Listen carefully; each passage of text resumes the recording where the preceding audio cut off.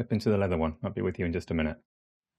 Good morning, welcome to GameOnDaily News. I'm Asa Walker.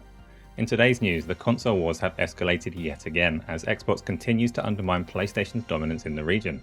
We now go live to our reporter Seif Zaki, who's covering the conflict on the ground. The situation seems to be worsening, Seif. How are things there?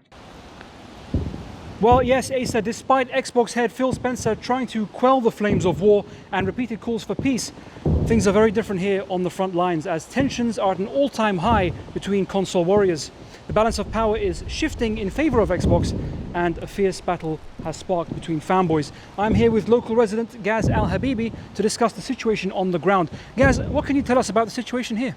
Brother, it is crazy. You see, ever since Xbox is awake, PlayStation people going mad.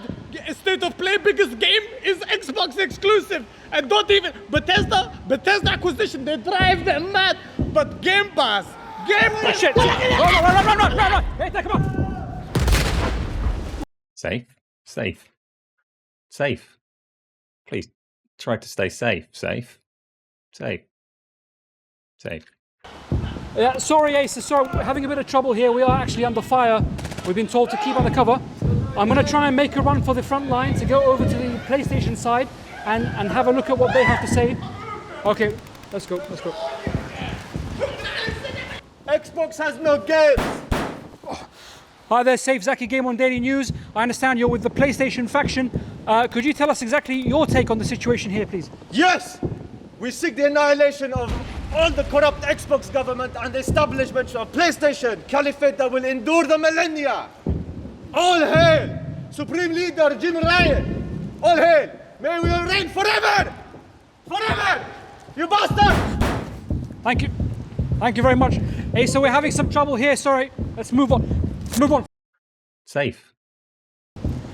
Well, there you have it, Asa, a PlayStation caliphate in the middle of the gaming community, presumably with Supreme Leader Jim Ryan at the helm, assisted by Warlord Yoshida.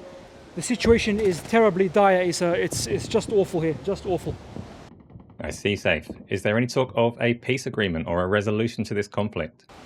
Well, I'll be honest with you, Asa. The situation is extremely dire here. We can only hope for a quick ceasefire and an end to hostilities. Peace talks are apparently in progress at the moment, but it seems that the ponies are causing delays due to their whinging and them being crybabies. I believe you were accused of bias towards Nintendo. What do you say to such allegations? Sorry, Asa, I didn't quite get that, mate. Sorry, it's the sound is cutting off. I said you're apparently a Nintendo fanboy yourself and have made derogatory remarks about Sonic the Hedgehog. No, sorry, Asa, sorry, I couldn't, the sound cut off. They're telling us to leave the area now, I'm afraid. Sorry. Our correspondent there, Seif Zaki, reporting live from the front lines, clearly in denial. We now turn over to our weekly one-man chat show. Viewer discretion is advised. If you have any young children or sophisticated acquaintances watching, you may want them to leave the room. This is Asa Walker for GameOnDaily News. Stay tuned for the...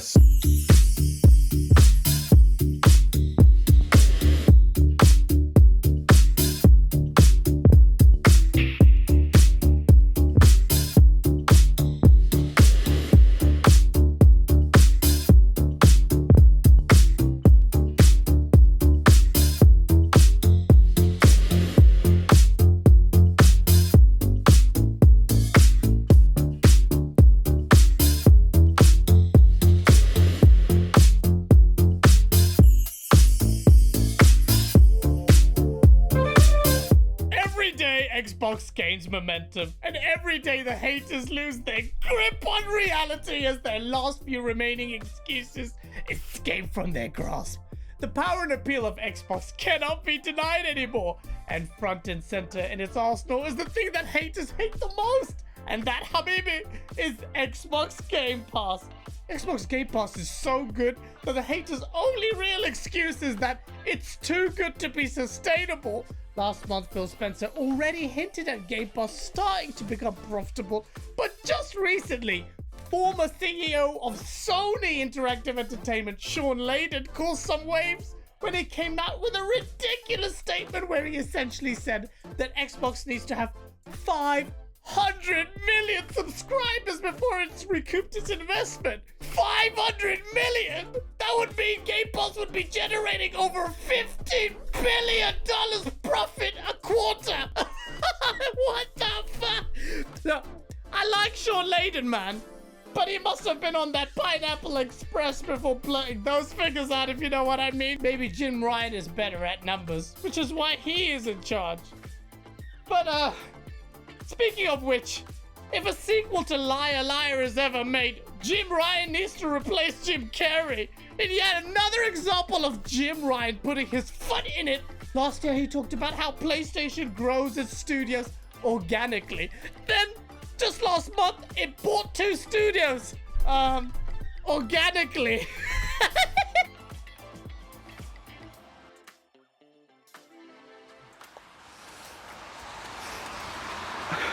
I got these cheeseburgers, man.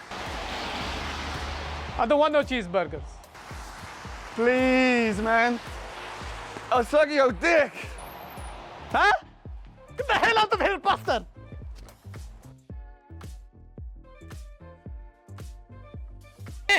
One of those studios is a porting house, which means more PlayStation games coming to PC. You should have seen the fallout on social media. Magnifique. Make no bones about it, PlayStation 5's PR is an absolute mess this generation. Sony itself doesn't even know which way up its own console goes. Imagine advertising your console by having it upside down. How can the highlight of PlayStation's gaming event be an Xbox first-party game? I'll tell you how. Organic growth.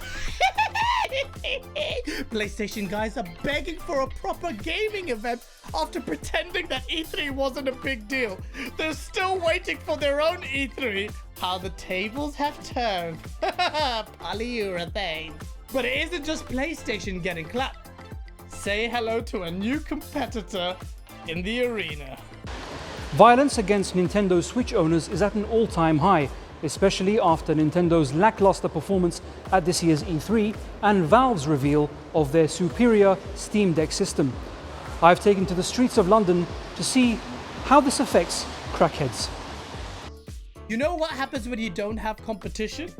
This piece of shit! We are all waiting for a Nintendo Switch Pro, but instead we get the laziest possible upgrade, if you can call it that. A Switch with just an OLED screen, a kickstand that we should have got in the first place, and a little bit of more memory. But in comes in the majestic overlord of the glorious PC Master Race, Gabe Newell. Out of bloody nowhere, Steam announced the Stream Deck. The Steam Deck. Don't let the shit name fool you. This little machine is a beast. This can play almost any game in your Steam library, and in terms of power, it absolutely shits on the Nintendo Switch. When pre-orders went up, Steam literally crashed as it couldn't keep up with demand. I barely managed to get one myself. Rise and shine, Nintendo, because Steam just lit a fire up your ass. This is what you get for making us wait like crack addicts for Metroid Prime 4 and Breath of the Wild 2. Ladies and gentlemen, competition. The Source thrives on it, and we have it in spades everywhere this generation. Xbox versus PlayStation, and now Steam versus Nintendo. The gaming industry has never been healthier, and the Source has only just begun.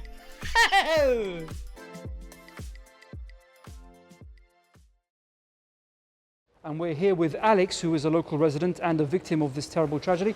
Alex, how do you feel about the lackluster Nintendo presence at E3?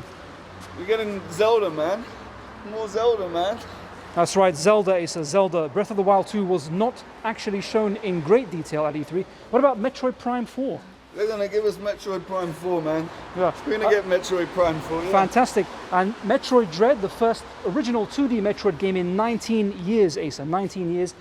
Surely you've got to be excited about that, at least. I've got these amiibos, man. Do you have any more amiibos? Yeah. Oh, yes, I have amiibo. Yeah, I'll fantastic. suck your dick, man. You'll do, sorry? I'll suck your dick, Asa, just over to you. Okay.